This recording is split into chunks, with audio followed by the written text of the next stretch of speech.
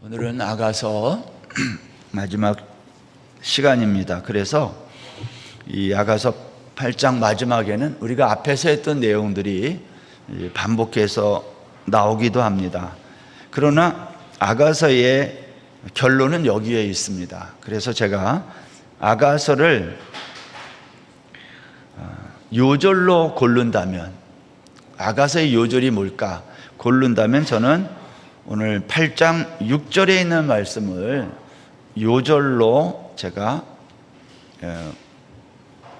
택할 것 같아요. 그래서 6절에 있는 말씀 가운데 거기 이런 말이 있죠. 죽음보다, 여기는 죽음같이 강하고 그런 말이 나왔는데, 죽음같이 강하고라는 말을 조금 풀이하면 죽음보다 더 강한 하나님의 사랑. 이제 이게 아가서의 슬로건 같은 주제와도 같은 말이라고 생각합니다. 죽음보다 강한 하나님의 사랑. 이게 아가서 전체를 이제 지배하고 있는 사상이라고 할 수 있습니다. 아가서는 이런 거예요. 하나님의 교회 사랑이 얼마나 뜨겁고 열정적이냐, 그거예요. 마치 솔로몬의 술람미 여인을 향한 사랑이 얼마나 뜨겁고 열정적인지와 같은 거예요.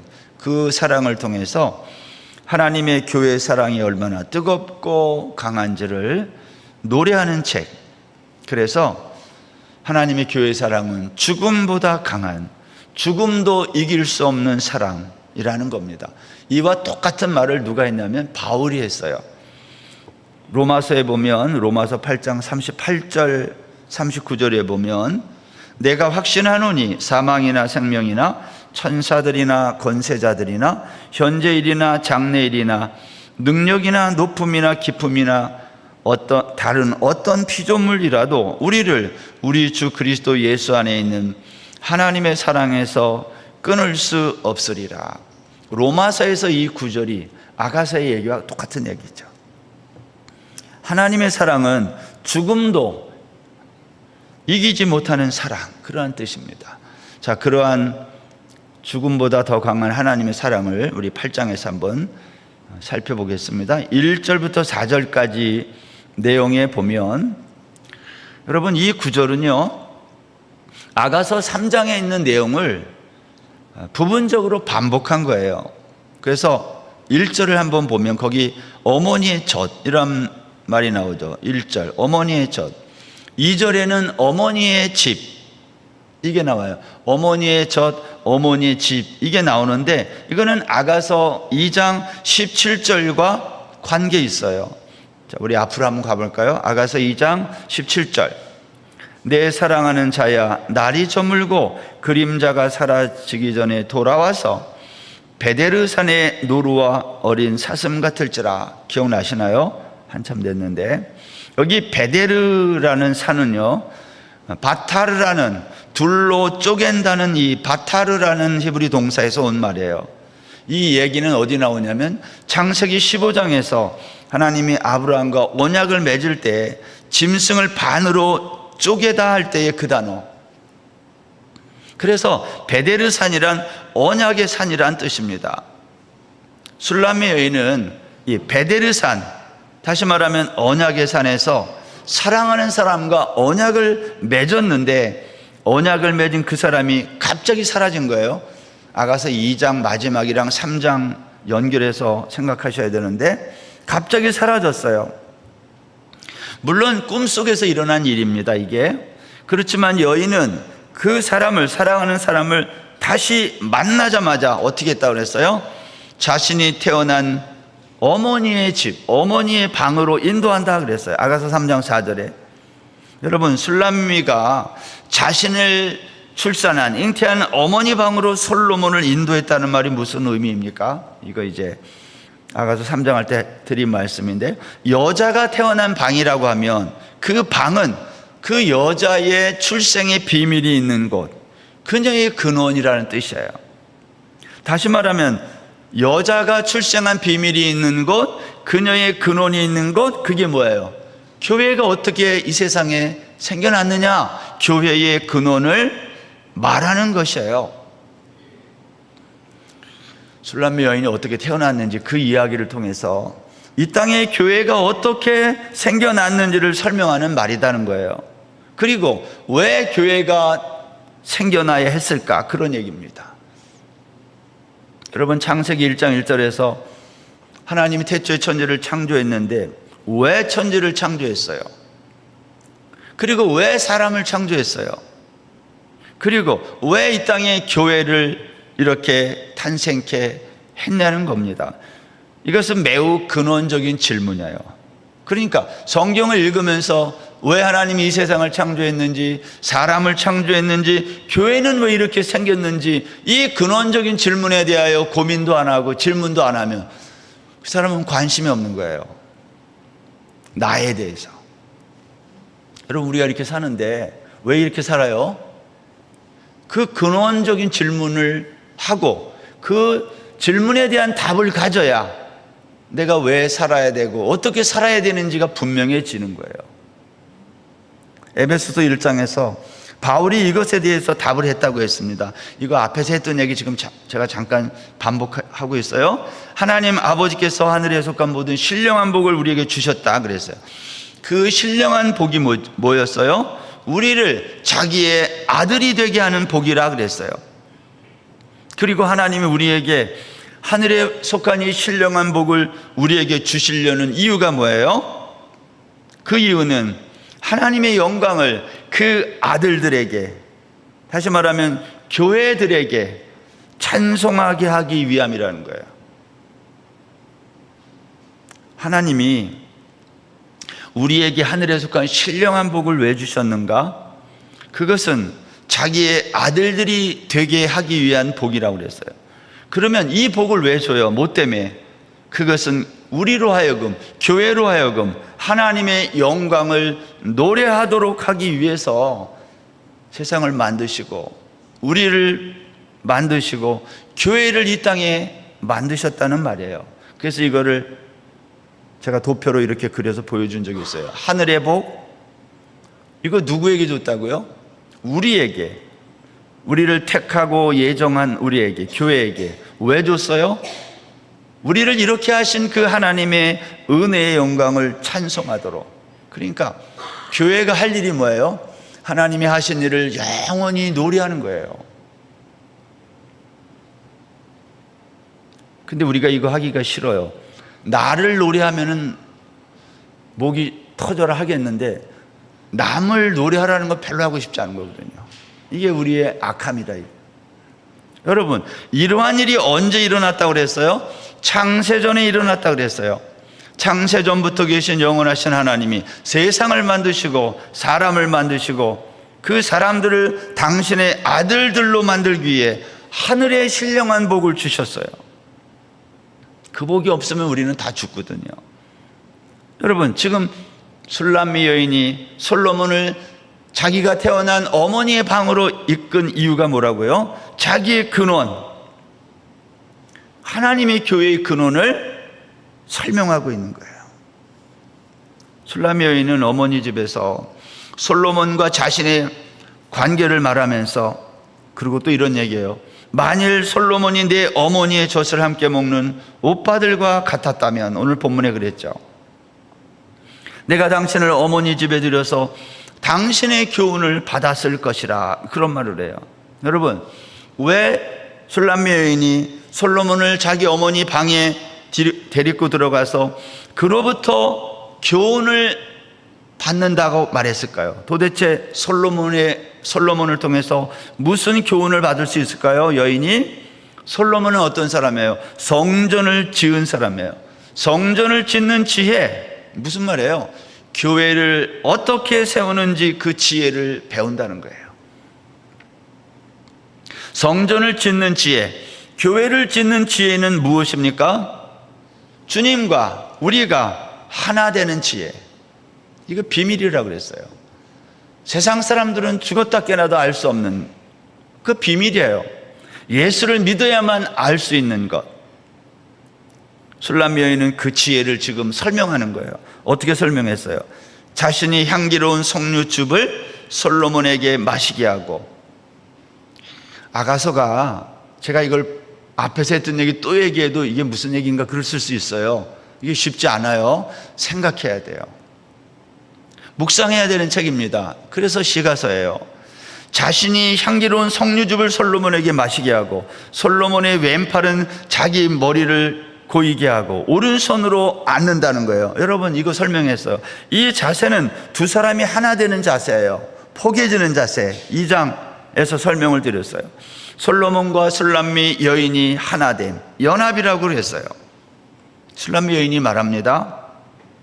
내 사랑하는 자가 원하기 전에는 이 하나됨, 이 우리를 흔들지 말고 깨우지 말라는 거예요. 이게 뭐죠? 우리가 구원받은 상태예요. 가장 행복한 상태. 그거 흔들지 말라고 말하는 거예요. 여러분, 이 모습이 천국의 샬롬의 상태예요. 이 세상은 아무리 많은 걸 내가 가지고 있고 아무리 내가 권력이 있고 그래도 이 상태에 이를 수 없어요. 샬롬은 언제 와요? 주님과 우리가 연합될 때, 하나 될 때, 그때 우리에게 샬롬의 상태가 이르는 거예요. 여러분, 우리의 모습이, 우리가 소망하는 게 이거 아닙니까? 우리가 구원받아 천국 백성이 된다는 게 다 이런 거 말하는 거예요. 우리가 그러한 백성이 되기를 소망한다는 거예요. 그렇지만 우리의 소망과 달리 현실은 어때요? 그 샬롬의 상태에 있는 것이 아니라 다시 세상으로 나가야 돼요. 그리고 세상에 나가서 또다시 누군가를 시기하고 질투하고 다투고 갈등하고 방황하는 삶을 살게 된다는 거예요. 그렇죠, 여러분? 우리의 소망은 저기 샬롬에 있지만 그러나 우리의 현실은 이 세상에서 누군가를 또 시기하고 질투하고, 여러분, 주일 지나서 지금 3일 동안도 우리가 얼마나 많은 시기와 질투 속에 있었어요. 말을 안 해서 그렇지, 속으로. 이게 우리의 현실이다, 그런 말입니다. 그러면 우리는 언제나 완성된 하나님의 나라 샬롬의 상태에 이르게 될까? 언제 이 샬롬의 상태에 이르게 돼요? 그것은 이 땅의 역사가 끝나고 우리가 하나님의 나라가 완성되는 예수님의 재림의 때예요. 그날이 오기까지 우리의 삶은 역사라는 이 세상 무대에서 살아가는 그 삶의 반복이에요. 아무리 우리를 깨우지 말라고 해도 현실은 우리를 끊임없이 흔들어 깨운다, 이 말이죠. 그래서 우리는 깨어나서 현실 세계를 마주해야 되는 거예요. 눈 뜨고 싶지 않아도 눈 떠야 되고, 그 갈등과 아픔을 또 마주해야 하는 것입니다. 5절 보세요. 이 5절은 우리 지난 시간에 말씀을 드렸는데, 그의 사랑하는 자를 의지하고 거친 들에서 올라오는 여자가 누구인가? 너로 말미암아 내 어머니가 고생한 곳, 너를 낳은 자가 애쓴 그곳 사과나무 아래에서 내가 너를 깨웠노라. 1절부터 4절은요 아가서 1장부터 7장까지 우리가 했던 내용을 지금 어떻게 보면 요약한 거예요. 우리의 근원인 저 하늘의 샬롬의 나라, 우리가 거기에서 살아야 되는데 실제로 우리의 현실은 이 땅에 있다는 거죠. 그걸 설명하고 있는 거예요, 1절부터 4절이. 그리고 5절은 지난 시간에 설명했는데 이 땅에 있는 교회가 거친 들에서 올라오는 여자라는 거예요. 이거는 교회가 탄생하는데 거친 들에서 올라오는 여자, 이게 교회거든요. 이 교회가 이렇게 지금 만들어지는데 누가 이 교회를 탄생하게 되는데 가장 애를 쓰고 역할을 했어요? 예수님이 이 역할을 하는 거예요. 예수님은 광야같이 촉박한 세상에 교회를 세우시고, 광야 교회를 이해하셔야 돼요. 이스라엘 백성들이 광야를 통과할 때 그 교회가 거기에서 생겨지고 그 교회가 예수님이 십자가에서 완성되는 거예요. 그래서 십자가에서 예수님의 구속사가 완성되면 예수님이 승천한 이후에 이 땅에 뭐가 생겨요? 교회가 생겼어요. 그게 예루살렘 교회예요. 예수님은 이 세상의 교회를 세우시고 그것에서 사과나무가 뭐라고 그랬어요? 생명나무로 병들고 죽어가는 많은 사람들을 살려내는 거예요. 아가서는 거친들에서 생기를 얻어 올라오는 저들이 교회라는 거예요. 그들은 그 거친들 광야에서 사랑하는 주님을 의지하고 올라오는 자, 저와 여러분. 이 세상이 척박하고 살기 힘들어도 우리가 살만한 것은 우리가 주님과 연합해서 주님과 함께 이 광야를 지나가고 있기 때문이라는 말이에요. 그리고 그 거친들 큰 환난에서 어떻게 올라왔는지 그 이유를 설명해요. 어떻게 너희들이 그 광야를 통과해서 이렇게 나왔니? 6절이 그걸 설명하는 거예요. 우리가 어떻게 이 세상을 지나가 살 수 있어요? 이 어렵고 힘든 세상을. 6절, 너는 나를 도장같이 마음에 품고 도장같이 팔에 두라. 사랑은 죽음같이 강하고 질투는 수월같이 잔인하며 불길같이 일어나니 그 기세가 여호와의 불과 같으니라. 거친 들에서 그들이 생기를 얻어 올라올 수 있었던 이유, 그것은 하나님의 사랑, 죽음같이 강한 사랑, 죽음보다도 강한 사랑 때문이라는 거예요. 하나님이 우리를 사랑해서 우리가 오늘도 이 자리에 있다는 거예요. 내가 잘나서가 아니에요. 여러분, 교회는 거친들과 큰 환난을 어떻게 통과합니까? 죽음 같은 사랑 때문에 통과해요. 여기 보면 6절에서 사랑도 나오고 질투도 나와요. 그렇죠? 사랑과 질투는 서로 반대편에 있는 겁니다. 근데 사랑과 질투가 반대편에 있는 개념처럼 들리지만 사실은 6절에서는 같은 단어예요. 사랑을 질투로 다시 쓴 것은 사랑을 강조하기 위함이에요. 질투라는 말은 다른 말로 하면 열정이거든요. 내가 누구를 사랑하면 질투예요. 그걸 열정이라고 그래요. 좋은 말로. 질투는 안 좋은 것 같은데 열정은 괜찮잖아요. 우리가 사랑하면 질투예요. 그 열정이라고 그래요. 너무 사랑하니까. 질투가 없으면 사랑이 없다는 말과 같은 거잖아요. 하나님이 어떤 분이냐? 우리를 질투하실 만큼 열정적으로 사랑한다, 그 뜻이에요. 그래서 하나님의 사랑은 죽음보다 강하다. 너희들은 하나님의 사랑에서 절대로 도망가지 못한다. 하나님의 사랑은 죽음보다 강한 열정으로 긍휼로 우리에게 나타난 거예요. 이 사랑은 죽음보다 강하고, 이거 드라마 제목 같잖아요. 근사하잖아요, 이 말이. 이거 드라마 제목이 아니에요. 만약 하나님의 이러한 사랑이 없다면, 하나님의 질투가 없다면 우리는 아무것도 아니라는 뜻이에요. 우리는 그냥 꽝이에요, 꽝. 만일 하나님의 생기가 우리에게서 빠져나가면 우리는 그냥 흙이에요, 티끌. 거기가 어디예요? 하나님의 사랑이 우리에게서 빠져나가면, 하나님이 우리를 뜨겁게 사랑하지 않으면, 우리 혼자 남으면 우리는 티끌인데 거기가 어디예요? 그걸 지옥이라 그래요. 아무것도, 땅의 감옥, 그 지옥이에요. 뿐만이 아닙니다. 7절에 내려가 보면 이 하나님의 사랑을 이렇게 얘기했어요. 하나님의 이 죽음보다 강한 사랑은 많은 물, 홍수라도 우리를 삼키지 못하며 그의 가산을 다 주고도 바꿀 수 없다. 7절이 그렇게 말했어요. 이런 말이에요. 하나님의 사랑은 세상에 그 무엇으로도 살 수 없다. 여러분, 이 세상은 돈이면 안 되는 게 없는 세상인데 왜 하나님의 사랑은 돈으로 살 수 없을까요? 이유가 있어요. 돈은 가치거든요. 근데 하나님의 사랑은 그냥 거저주는 거예요, 공짜. 그러니까 돈이 필요 없는 거예요. 돈으로도 살 수 없어요. 세상의 모든 것은 다 돈으로 할 수 있지만 하나님의 사랑은 돈으로 할 수 없어요. 왜냐? 하나님이 공짜로 은혜로 주신 것이기 때문에.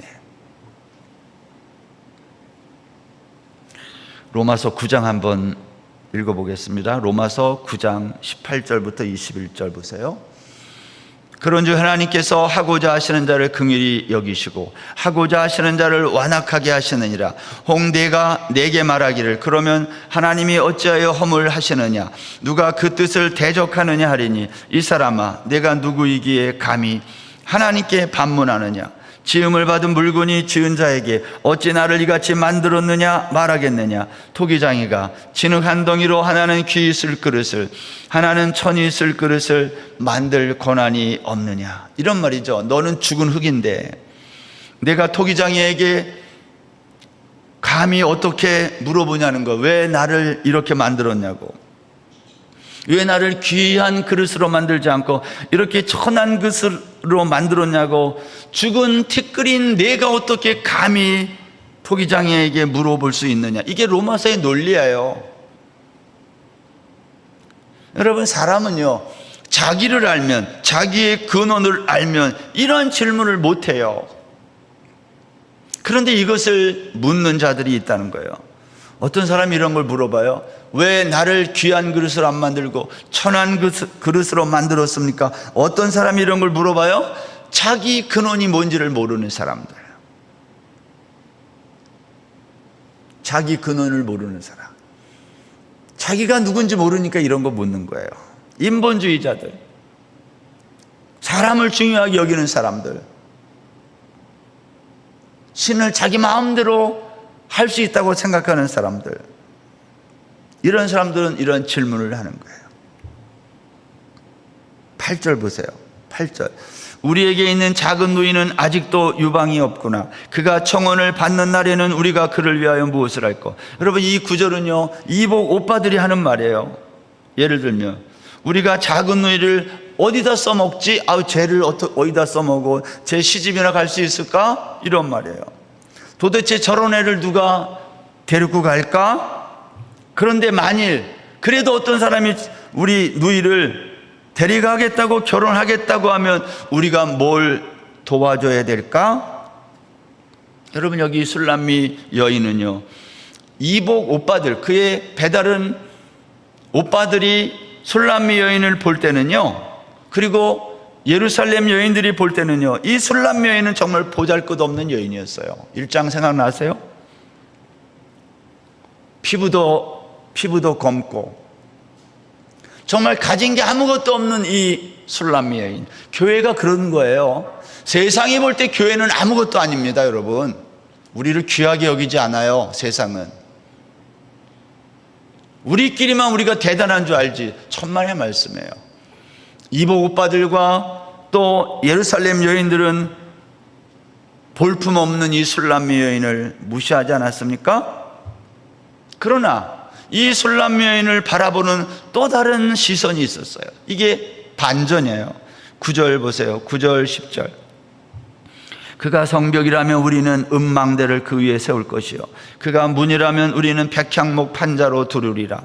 나는 성벽이요 내 유방은 망대 같으니 그러므로 나는 그가 보기에 화평을 얻은 자 같구나.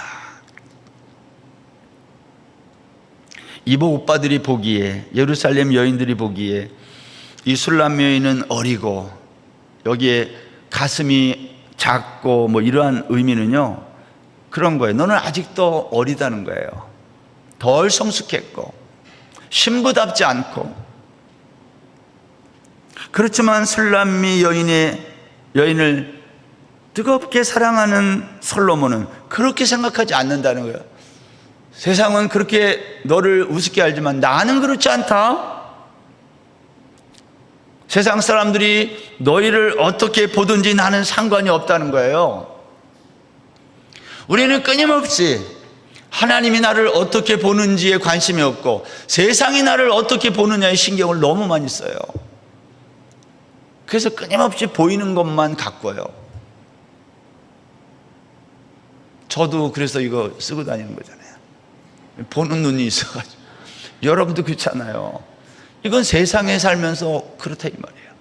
세상은 끊임없이 우리를 바라보는데 우리를 우습게 알아요. 니네들이 뭐 돈이 있냐, 권력이 있냐, 뭐가 있냐, 그렇다고 해서 성격이 좋으냐. 아무것도 아닌 우리를, 세상은 우리를 그렇게 보지만, 그러나 우리를 그렇게 보지 않는 또 다른 시선이 있다는 거예요. 그게 9절과 10절. 누가 이렇게 봐요? 솔로몬. 신랑은 그렇게 생각하지 않는다는 거예요. 세상 사람들이 어떻게 보든 나는 상관이 없다는 거예요. 술람 여인은 이렇게 말하는 거예요.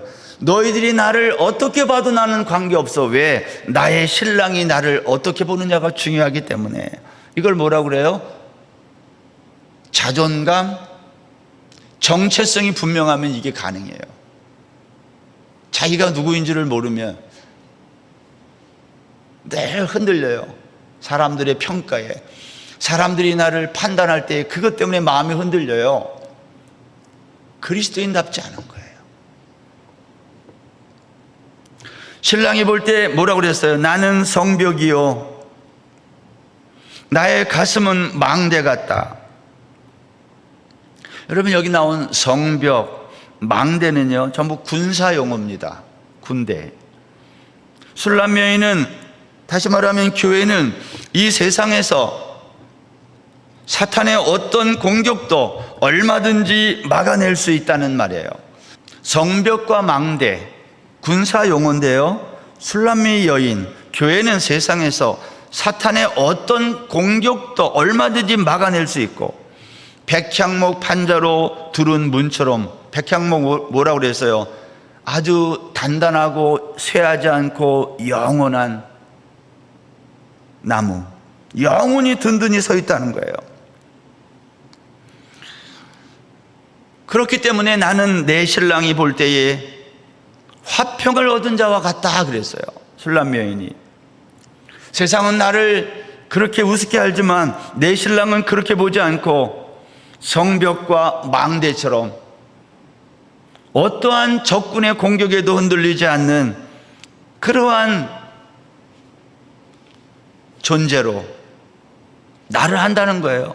그래서 나는 화평을 얻은 자라는 거예요. 여기 화평을 얻은 자가 어떤 자일까요? 마태복음 5장 9절에 가면 예수님이 화평케 하는 자가 복이 있나니 그들이 하나님의 아들이라 일컬음을 받을 것이며, 그런 말을 했어요. 여기 사용된 화평케 하는 자라는 이 말은요, 우리가 피스메이커 이렇게 많이 알고 있어요. 그렇죠? 평화, 화평, 평강, 이러한 단어로 번역되어 사용하고 있는데, 이 단어는요, 이사야 9장 6절에서 이는 한 아기가 우리에게 낳고 한 아들을 우리에게 주신 바 되었는데 그의 어깨에는 정사를 메었고 그의 이름은 기묘자라 모사라 전능하신 하나님이라 영존하시는 아버지라 평강의 왕이라 할 것입니다. 이사야는 예수 그리스도를 무슨 왕이라고 했냐면 평강의 왕이다. 평강의 왕이 예수 그리스도라는 것은요, 예수 그리스도와 관계없는 평강은 없다는 거예요. 이런 말이에요. 평강은 사람의 노력으로 만들어낼 수 있는 것이 아니라 평강의 주인 되시는 예수 그리스도와 관계할 때만 얻어지는 거다. 골로새서 1장 20절 말씀 보세요. 그의 십자가의 피로 화평을 이루사, 화평은 십자가를 통해서만 이루어진다는 거예요. 만물 곧 땅에 있는 것들이나 하늘에 있는 것들이 그로 말미암아 자기와 화목하게 되기를 기뻐하십니다. 십자가의 피만이 하나님과 우리 사이에 화평을 가져다 준다. 여러분, 십자가가 뭐예요? 십자가는 인간의 자율성을 인정하지 않아요. 십자가는 인간의 주체성도 인정하지 않아요. 에덴 동산에서 아담과 하와가 선과 악을 분별해가지고 선악과를 따먹어서 하나님과 되려고 했어요.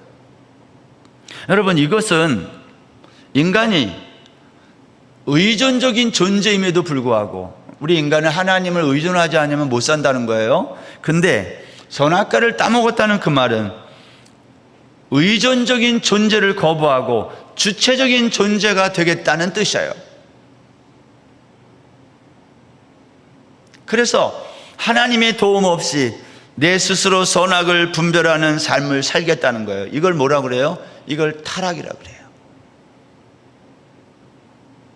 여러분도 무슨 일을 할 때 나 주체적으로 하는 걸 좋아하지 누구에게 의존해서 하는 거 좋아해요? 안 좋아해요. 내가 생각하고 계획하고 결정하고 실행하는 걸 좋아해야지 누구의 말을 듣고 하는 거 다 싫어해요. 저도 싫어해요. 이걸 뭐라 그래요? 죄라 그래요. 끊임없이 하나님과 우리 사이에 이게 있는 거예요. 내가 의존적인 존재를 거부하고 주체적인 존재가 되려고 할 때 하나님과 우리 사이에 뭐가 일어나요? 불화가 일어나는 거예요. 내가 하나님에게 의존적인 존재가 돼야 하나님과 화평을 유지하는데 그걸 거부하면 그걸 불화라 그래요. 만약 우리가 하나님 앞에서 우리 인간의 주체적 존재를 주장하고 내 스스로 뭔가를 하겠다는 것을 드러내기 시작하면 그때부터 하나님이 우리를 어떻게 해요? 이렇게 표현하면 좀 그렇죠. 하나님이 우리를 공격해요. 사랑의 하나님이 우리를 공격해요. 왜? 우리가 하나님과 관계없이 살려고 하니까. 그래서 하나님이 우리를 심판하는 거예요. 공격하는 거예요. 십자가는 뭐냐면 그런 점에서 나는 없고 죽은 존재임을 인정하는 겁니다. 나의 존재가 부정당하는 거예요. 그래야 하나님과 화평한 관계에 놓이는 거예요. 문제가 여기 있습니다. 이것이 가능하냐는 거예요, 우리가. 불가능해요. 어떻게 우리가 이렇게 살 수 있나요? 하나님 의존적인 존재로 불가능합니다. 그래서 하나님은 우리를 어떻게 했어요? 십자가 안에 우리를 밀어넣으신 거예요. 이걸 다른 말로 우리를 예수 그리스도 안에 집어넣어서 우리를 없음으로 만드셨어요. 우리가 예수 그리스도 안에 집어넣어 하나님이 우리를 그 안에 집어넣음으로 우리를 없음의 존재로 만드셨어요. 그래서 누구만 나타나요? 예수만 나타나는 거예요. 그게 십자가예요. 근데 우리는 끊임없이 그 십자가에서 나와서 나를 한번 나타내 보려고 하는 거예요. 그러면 공격을 받아 죽어요. 찬송은 빛도 없이 이름도 없이 한다고 그러고 이름 한 글자 잘못 내봐요. 그거 가지고 이름도 제대로 못 썼다고 공격합니다. 자기 이름 빠졌다고 화내요. 그게 우리라고요. 제가 그랬잖아요. 전도사 시절에 연초에 교인 일람표 이름 썼는데 장로님, 수석 장로님 전화번호를 2년 연속 잘못 썼어. 교회 완전히 그날 무너지는 줄 알았어요. 그 장로님이 그거 가지고 화를 내가지고. 여러분은 안 그럴 것 같아요? 똑같아요. 그걸 죄인이라 그래요. 그래서 하나님은 우리는 그럴 존재가 못 된다는 걸 아시고 우리를 십자가에 집어넣는 거예요. 없애버렸다는 뜻이에요. 십자가로.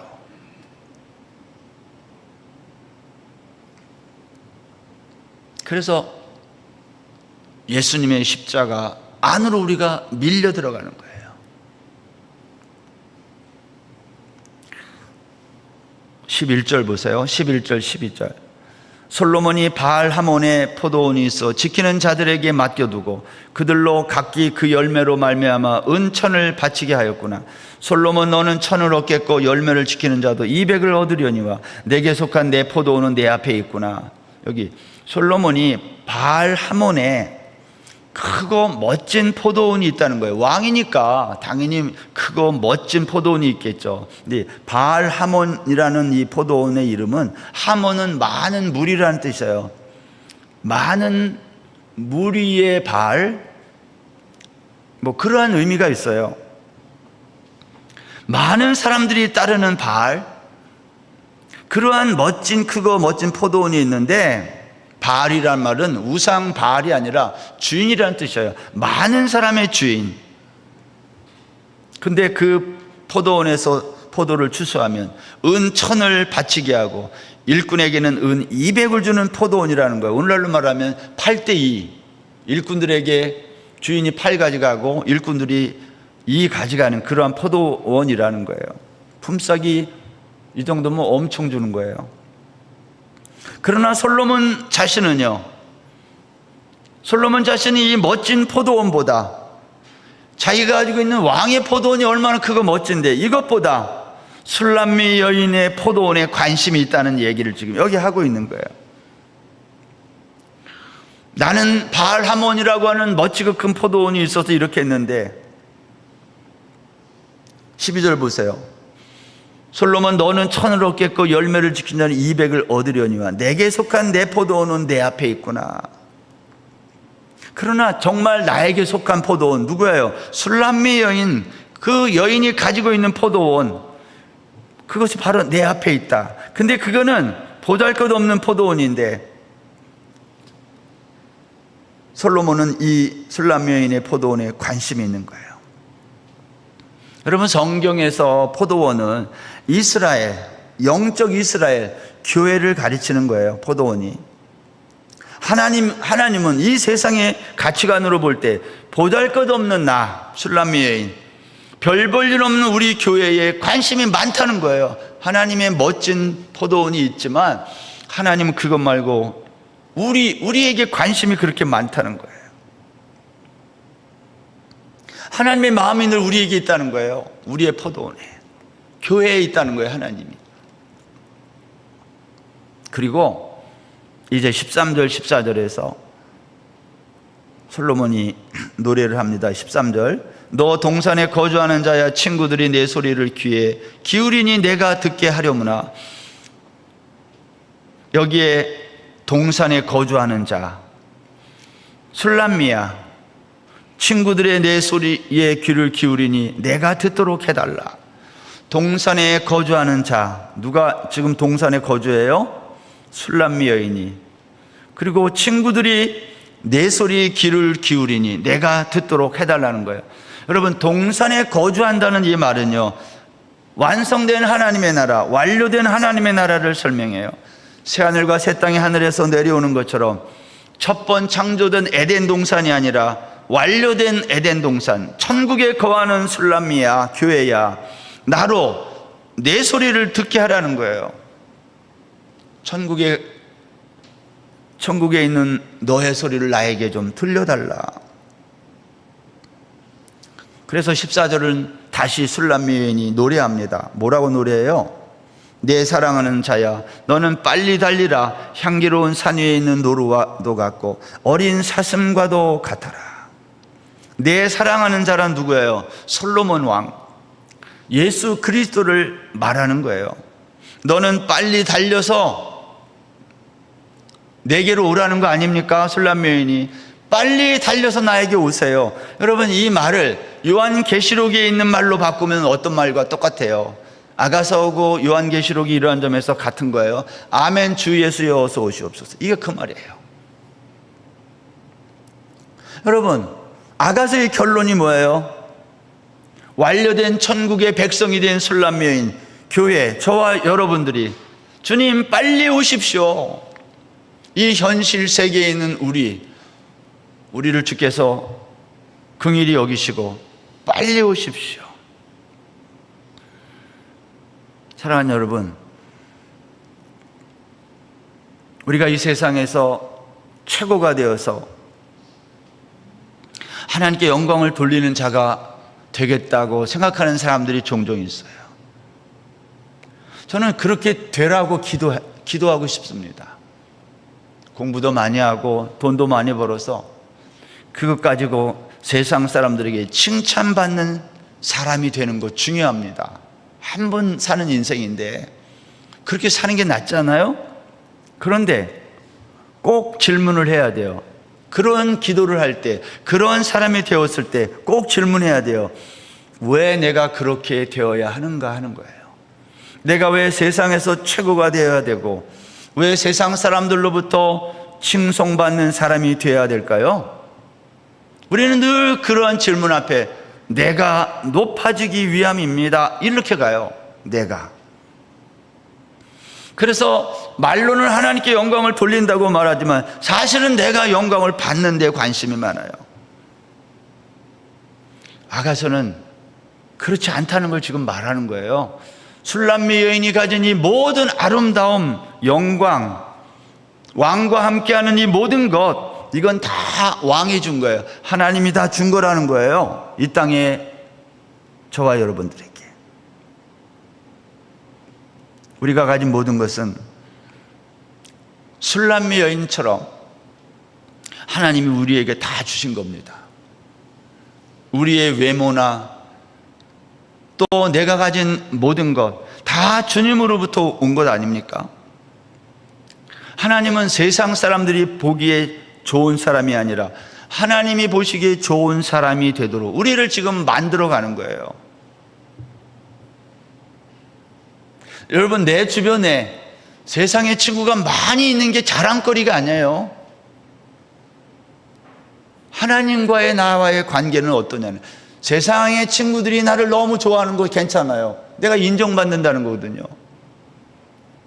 그러나 하나님이 나를 어떻게 보느냐 보다 이게 더 중요할 수는 없다는 거예요.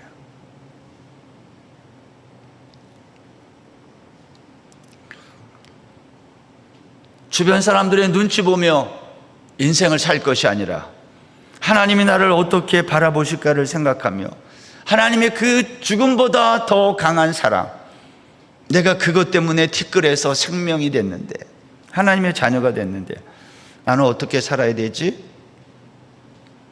하나님의 이 죽음보다 더 강한 사랑이 없으면 우리는 아무것도 아니라는 것을 꼭 기억해야 돼요. 하나님의 이 뜨거운 사랑이 저와 여러분을 꼭꼭 감싸는 그러한 삶이 될 수 있기를 바랍니다. 하나님의 사랑이 없으면 우리는 아무것도 아니니까. 아가서는 그 이야기를 우리에게 하는 거예요. 그러면서 여기 중간중간에 계속 나온 게 뭐죠?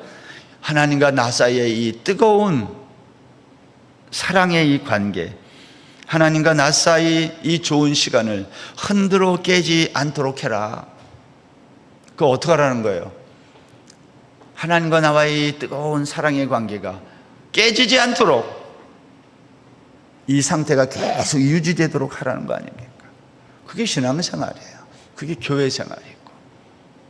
여러분, 지난 13주 동안 제가 해보니까 13번 아가서를 설교했는데 쉽지 않은 성경이에요.